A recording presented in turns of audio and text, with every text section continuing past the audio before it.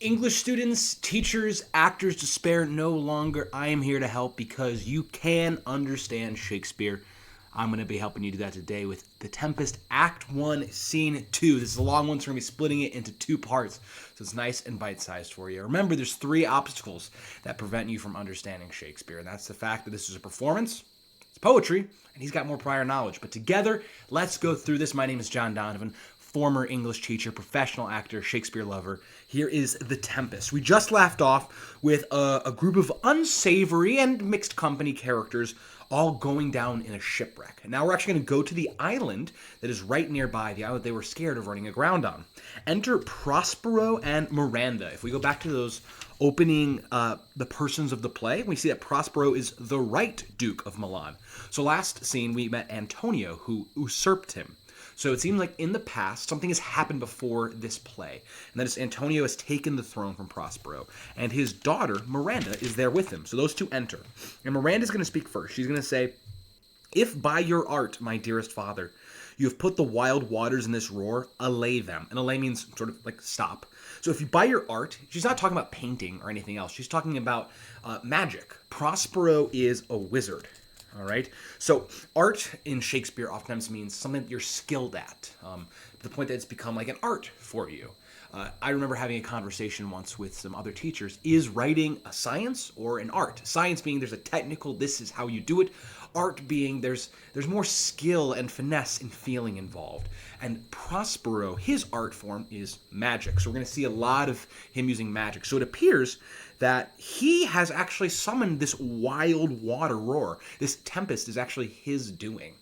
So he says, so she says, "Allay that, stop it. The sky, it seems, would pour down stinking pitch." Pitch, think about like burning oil, burning tar.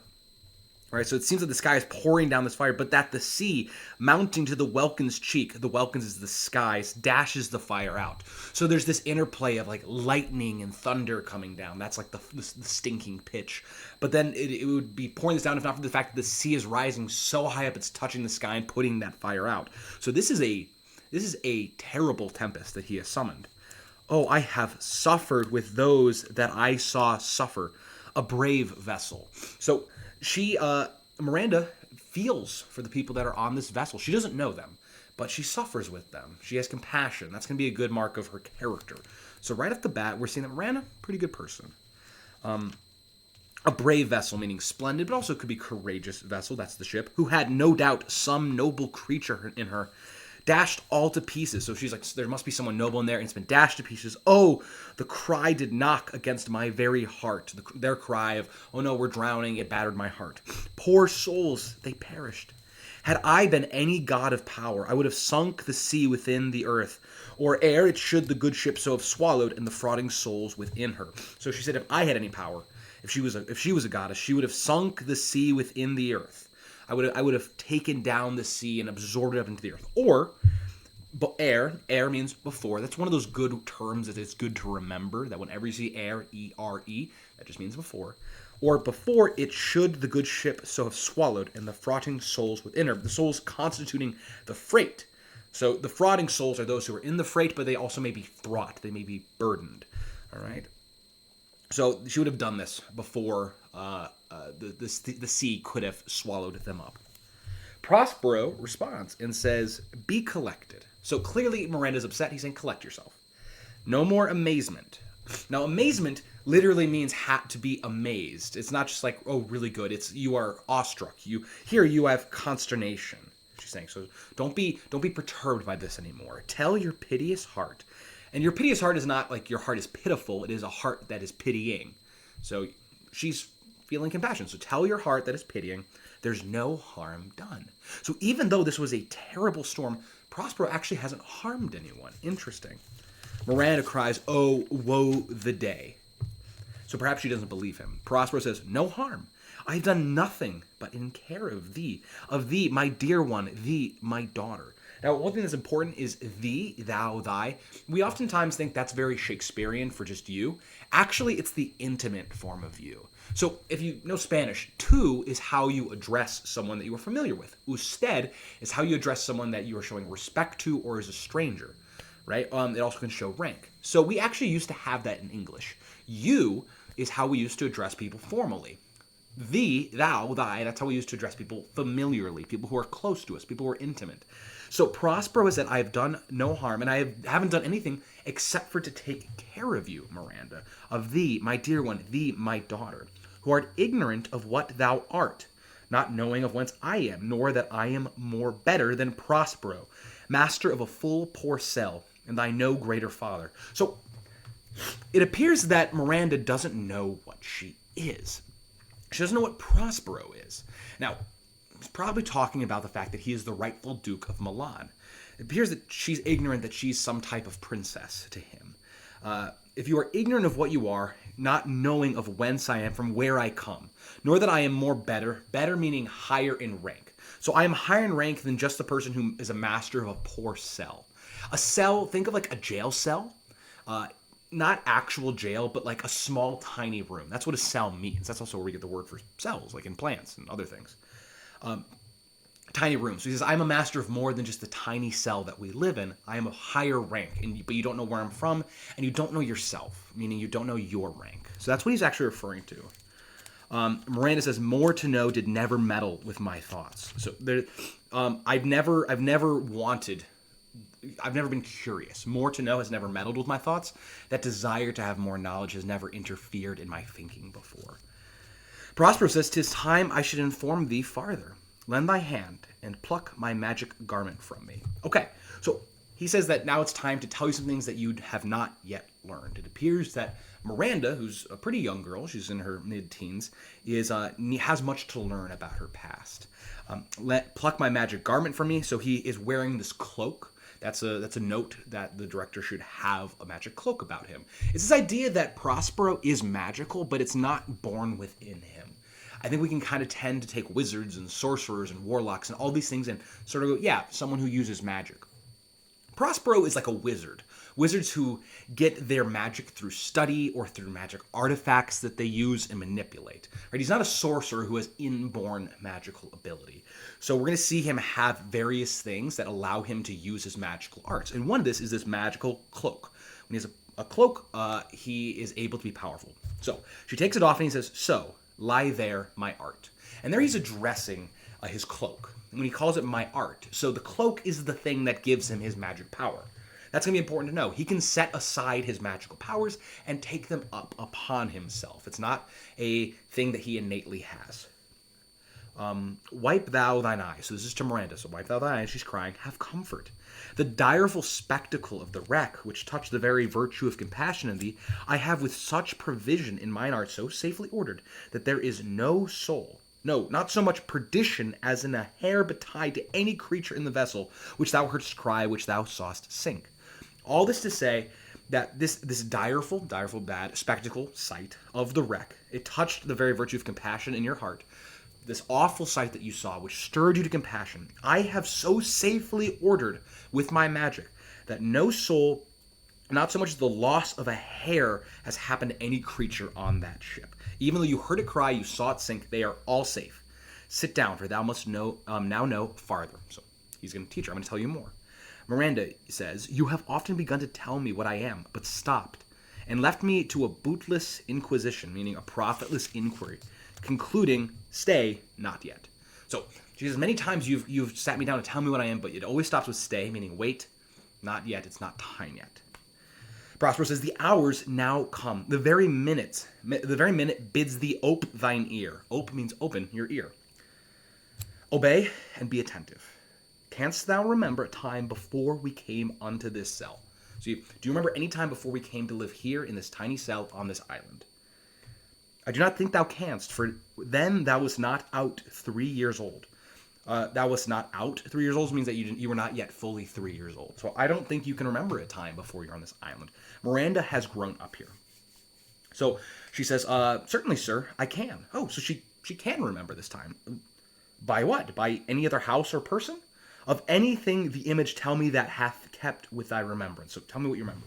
Miranda, 'tis far off, and rather like a dream than an assurance that my remembrance warrants. So she has something, it's an image, it's like a dream, it's not like it's not an assurance. An assurance is a certainty, so I'm not certain my remembrance, my memory doesn't guarantee it's true.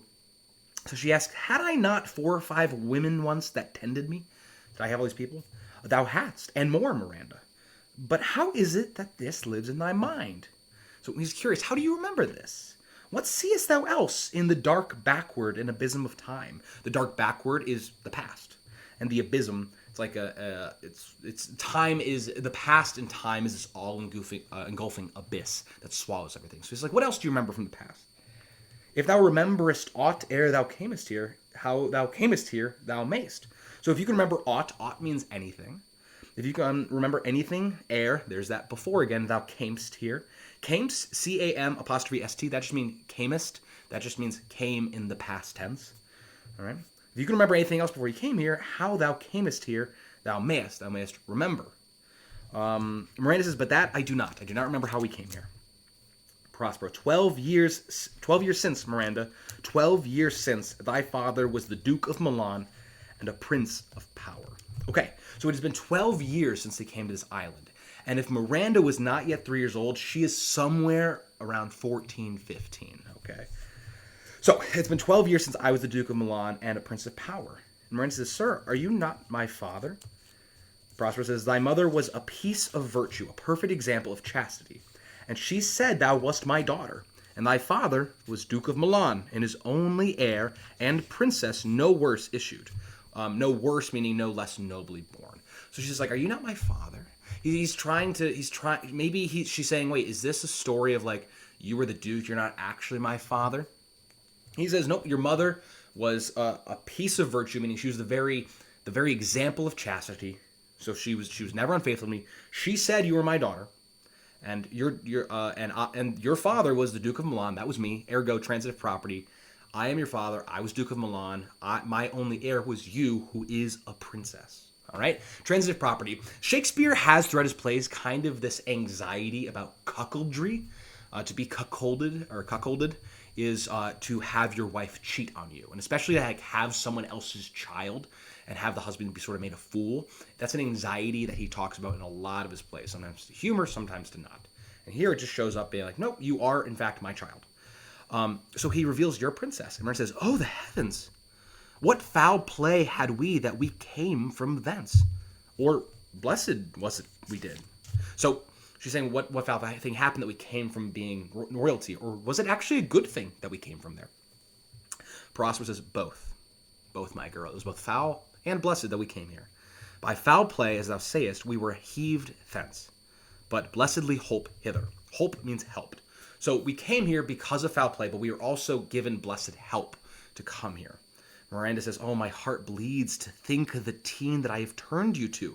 The other, it just means of the. It's just a contraction. Teen is sorrow or trouble, which is from my remembrance, meaning it is out of my remembrance, please you, Father. So I'm turning you back to think on this troublesome thing. And Miranda, very compassionate person, she feels bad that she's making her father relive this. So he says, my brother and thy uncle called Antonio. And keep in mind, this is the Antonio that we saw in the previous scene. I pray thee mark me, meaning I ask you. I pray thee always means like I'm saying please. Mark me means pay attention. I pray thee mark me that a brother should be so perfidious.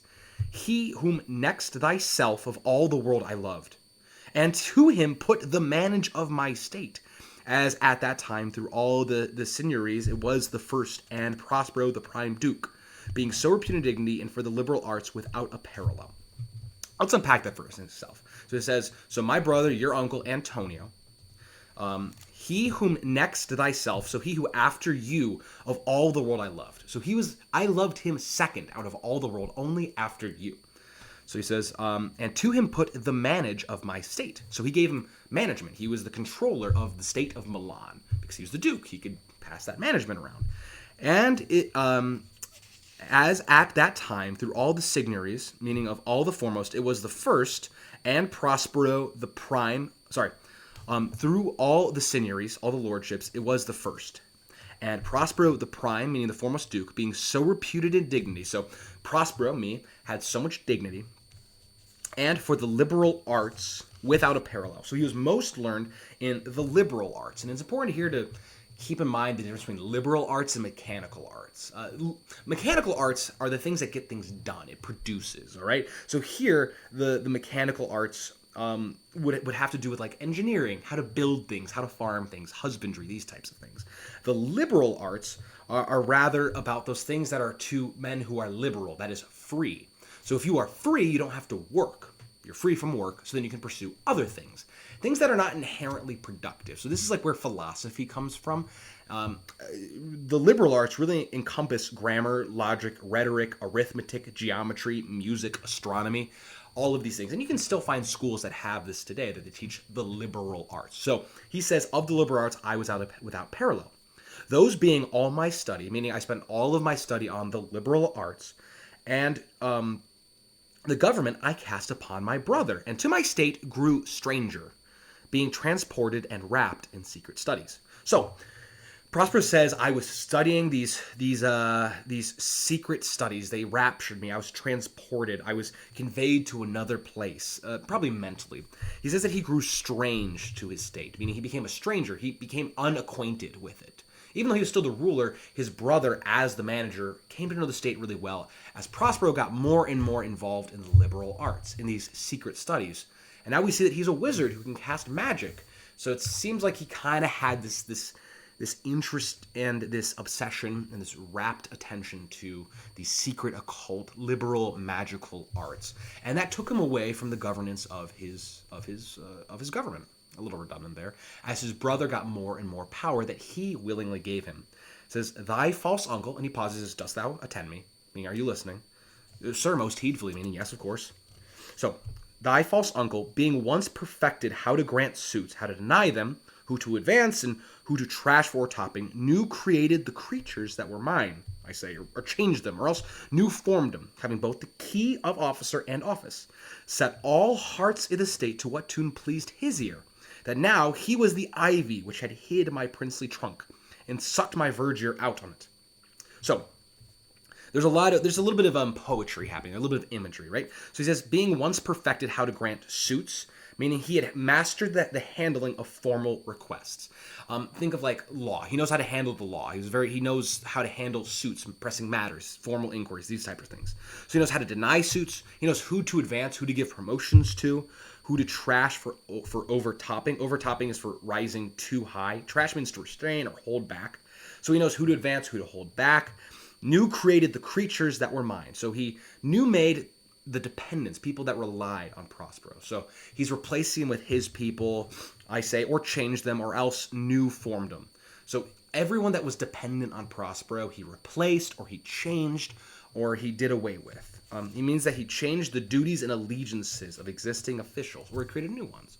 In short, he's stacking the government full of people that are loyal to Antonio, not Prospero. You see where this is going. Having both the key, meaning control, of officer and office. So he controls all of the officers. He controls the office, the management. Set all hearts i' the state to what tune pleased his ear. So he took everyone that was in the actual state of Milan, and he put them to his tune. And if someone's to your tune, they're dancing to the music that you're playing. They're doing what you want them to do. So he got everyone on his side. So that now he was the ivy which hid my princely trunk. So he's saying, like, I am like a tree trunk that was covered with this parasitic ivy. So he hid me away. He's this ivy that hides me away and sucked my verdure out on it. And verdure is vitality or power. Think of how ivy can cover up a tree, and it gets all of the light, and it kills the tree within by parasitically attaching himself to it. So he's saying, this is what your uncle did. He took all the power that I gave him and used it to hide me away, to suck my power, to take over the government. He says, thou attendest not. So there's something happening here where this is the second time he's asking, are you paying attention? So maybe there's an acting thing here. Maybe Miranda's falling off. Maybe Prospero is getting so caught up in this thing that he's whatever. You have to kind of find why they're doing this. And that's more to you. I'm just trying to help you understand the text. She disagrees. She says, oh, good sir, I do attend you. I do listen.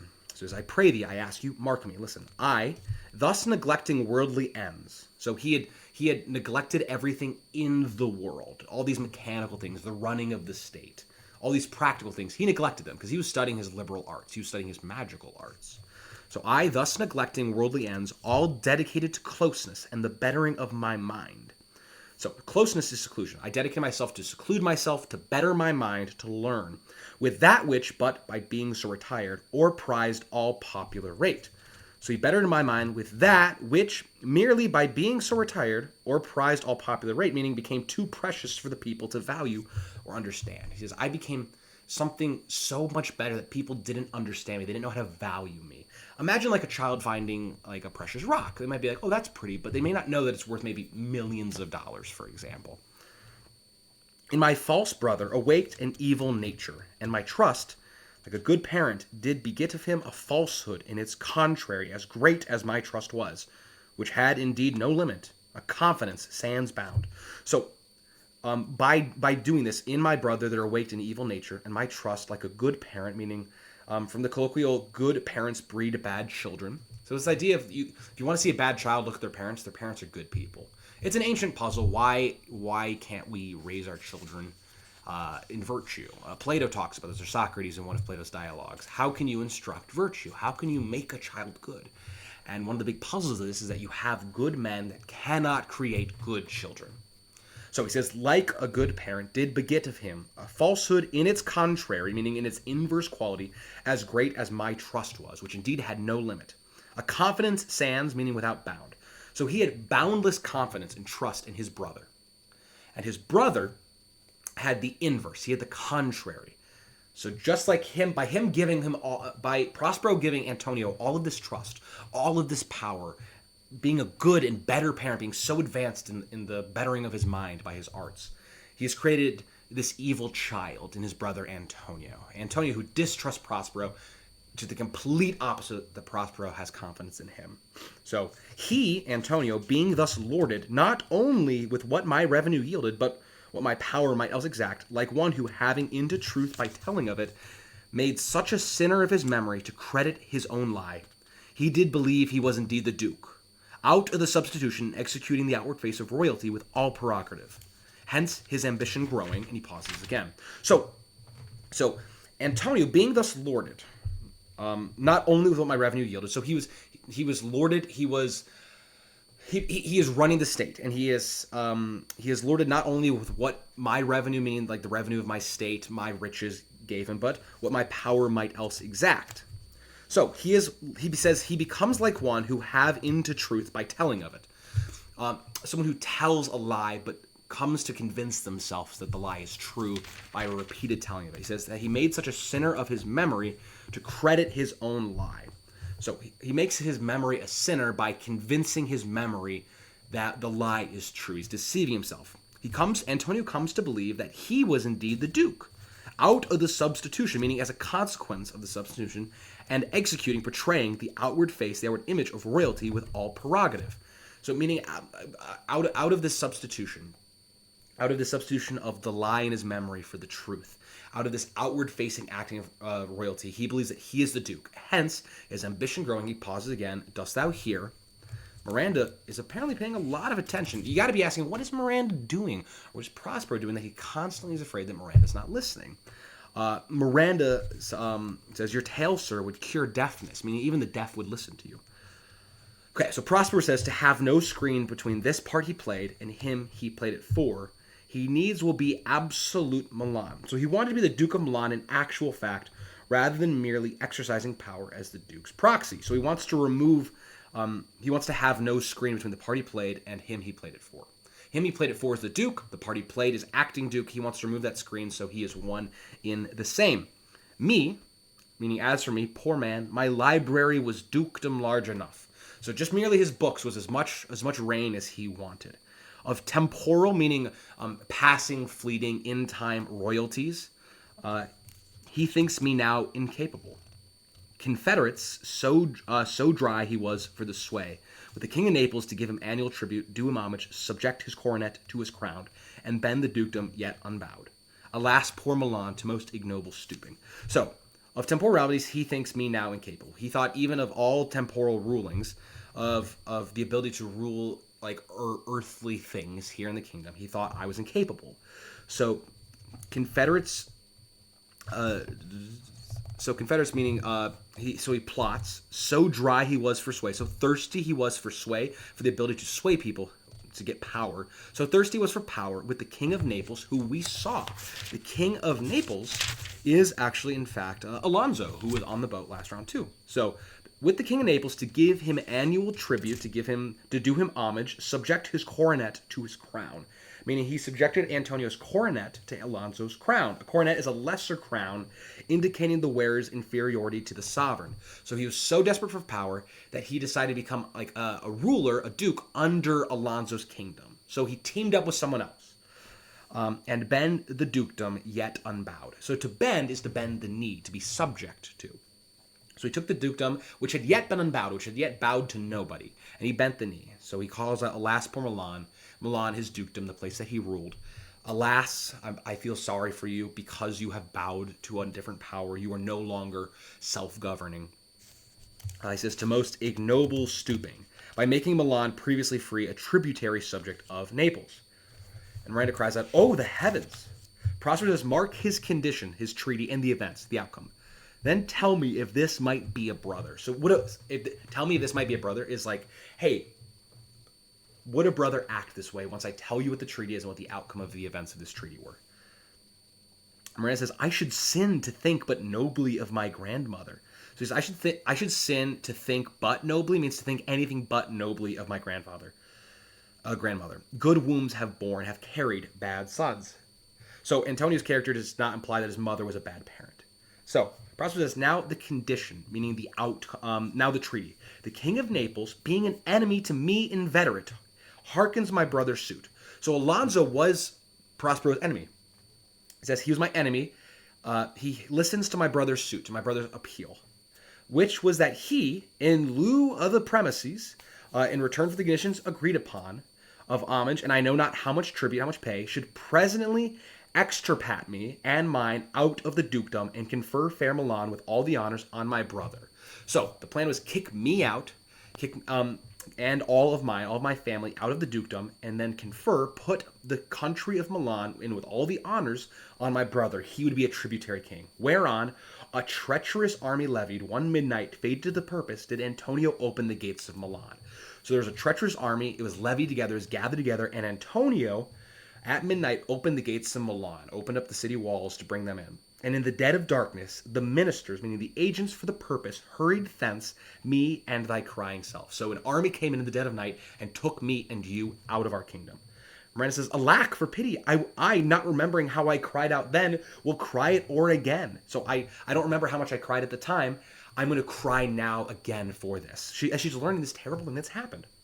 It is a hint, an occasion that wrings mine eyes to it. Think if you wring out a towel, you get all this water out of it, so her eyes are being wrung. She's crying. Prospero says, hear a little further, and then I'll bring thee to the present business, which now's upon's, without the which this story were most impertinent. So he has to say, I need to tell you a little bit more, and then that'll bring us to what's happening now, the present business. The present business, which now's upon's, if you think about those contractions, which now is upon us. Without our present business, this story would be irrelevant. So everything that's happening so far is relevant to what's happening now. In short, Prospero, by telling Miranda the backstory that she doesn't remember, is telling us, the audience, the exposition for the story. We're now learning who is Antonio. We're now learning who is Alonso. We're now learning how did Prospero get here on this deserted island, and what might his designs be in conjuring this giant storm to shipwreck Alonso and Antonio here on the island with them. Miranda says, wherefore did they not that hour destroy us? Wherefore means why. Romeo, Romeo, oh, wherefore art thou, Romeo? Not asking, where are you, Romeo? Asking, why are you, Romeo? Miranda, why did they not that hour destroy us? Why didn't they destroy us that hour? They had the army. We're still alive. Prospero says, well demanded, wench. Wench is a young woman. It's also a term of endearment to a wife, daughter, or sweetheart. So now we use that derogatorily. It was a term of endearment. So well demanded means good question. My tale provokes the question. Dear, they durst not. Durst means dared. So they did not dare. So dear the love my people bore me. So the population loved Prospero. Nor set a mark so bloody on the business, but with colors fairer painted their foul ends. So they didn't put a bloody mark on their business. Instead, they painted it over to hide their foul designs. In few, meaning in short, they hurried us aboard a bark. A bark is a ship. Bore us some leagues to sea. Leagues are units of measurements on sea. So they put us on a boat where they prepared a rotten carcass of a butt. A butt is a cask or a tub. It's like a bad boat.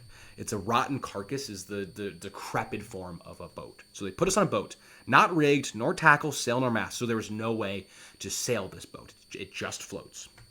Apparently not well. It's a rotten carcass of a boat. The very rats instinctively have quit it. So rats that are on this, they don't hang out there because they know there's no way off of this.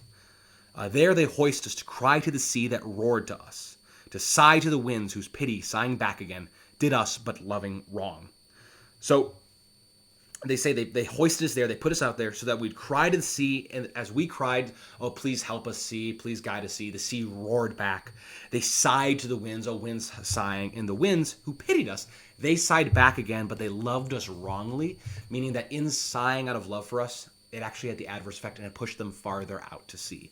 So rather than killing them, they just put them out in a boat in the middle of the sea without any way of steering. So you can see how that would kill them. It would get it done. They are dead, they are out of the picture, but we haven't killed them because everyone loves them. Alack, what trouble was I then to you? Because she was a little child. So he's asking, like, that must have been so troublesome. You're out in this boat and it's just me, a little child. It would be troublesome to have to survive with nothing but a little child.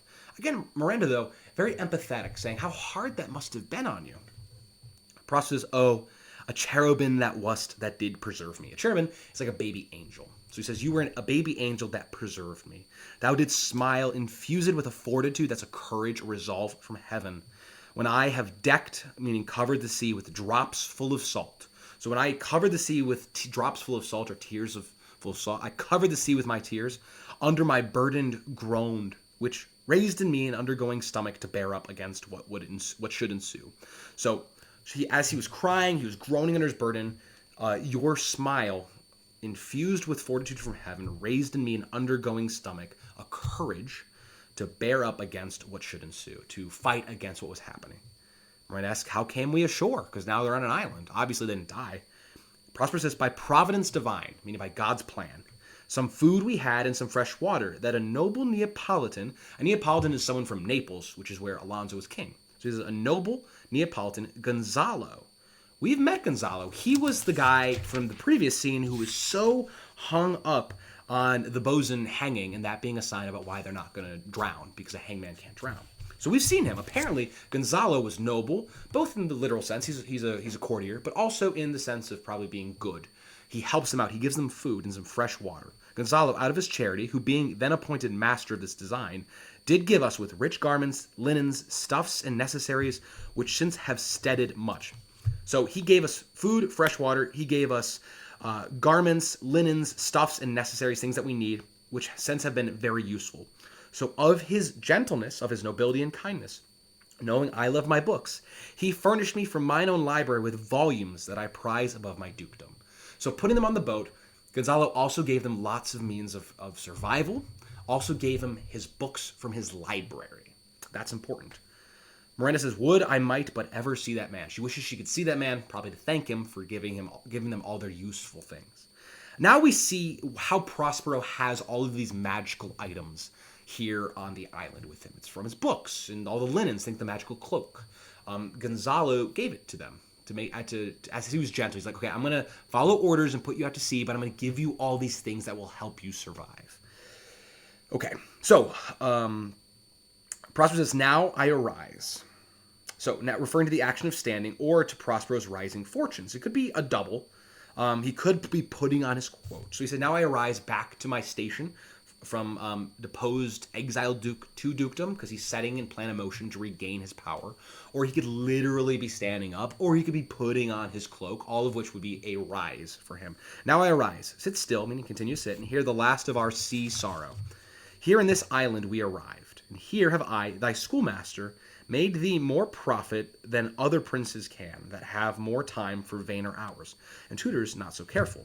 So here I have been your schoolmaster. I have given you more profit than all other prince and princesses have learned. And they had more time. They had more time for vainer hours, vainer meaning empty. So they had more time, but they were filled with vanity, with emptiness. They had tutors who were not so caring as I. I've schooled you in everything. Miranda says, heavens, thank you for it. And now I pray you, sir, for still 'tis beating in my mind, your reason for raising this sea storm. So he says, okay, we arrived here, and I taught you everything I know. I've been your tutor. So he goes, okay, cool, but why did you raise this tempest? Know thus far forth, by accident most, so know this, by accident most strange, bountiful fortune, now my dear lady, a traditional characterization of fortune as a woman who is changeable in her affections, hath mine enemies brought to this shore. So he says, fortune has brought mine enemies, Alonso and Antonio, here to my shore, and by my prescience, by my foresight, I find my zenith doth depend upon a most auspicious star. My zenith is the highest point. Remember, now he's rising. So you talk about someone's zenith, that means that their highest point in the sky. If you think of like the Wheel of Fortune, when you're on the top, that'd be the zenith. So he says, my zenith does depend upon a most auspicious star. This is an auspicious star means, auspicious means like signs of good things. This comes from the belief that the celestial bodies have astrological influence on people and events. So he says that my rising, my top of the Wheel of Fortune depends on an auspicious star whose influence, if now I court not, but omit, mean disregard, my fortunes will ever after droop. So he says the time has come. There's a fortunate star that has risen to the right point. I have to court fortune. I have to court the magic of the stars. And if I omit this, if I disregard it, my fortunes, the things that will happen to me will forever droop. It'll all be downhill. So he says now is the appropriate time. The stars, fate, fortune, all of this has communicated to me that now is the fullness of time for me to bring my enemies here. Here, cease, meaning stop, more questions. Thou art inclined to sleep. So he's casting a spell. 'Tis a good dullness, meaning drowsiness, and give it way. I know thou canst not choose. And Miranda sleeps. So there. He has given the story. He's given all the exposition. We know why they're here. It's the fullness of time. His enemies are here. He's explained everything to his daughter. He sends her to sleep because now he has more business to attend to, as do we. But we'll have to get to that in our next video. So thank you so much for listening.